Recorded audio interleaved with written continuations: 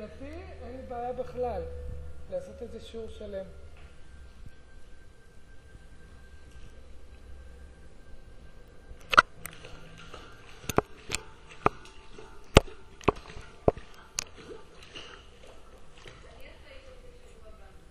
מעולה, תזכירי לי, תלת השיעור.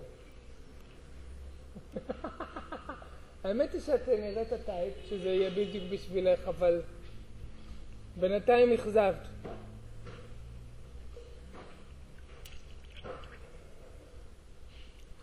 תנוחי, פשוט תנוחי. הוא ייפול, אני פה כדי להוציא אותו, ואת לא יכולה להיות בטוחה שהוא הולך ליפול. תשכיבי אותו עלייך, על הבטן.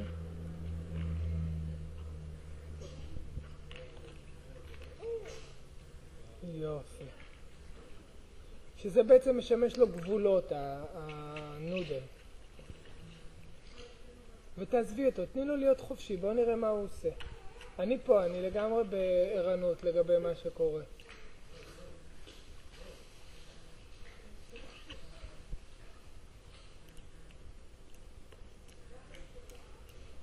זה מה שאתה עושה, מרביץ לאמא? אתה לא יכול להיות קצת יותר יצירתי?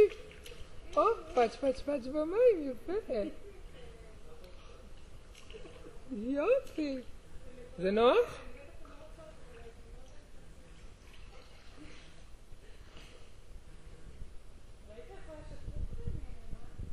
טוב, הוא לא ישן כל הלילה ואת אומרת שכנראה זה שיניים, לא? ראיתי אותם פה איפשהו.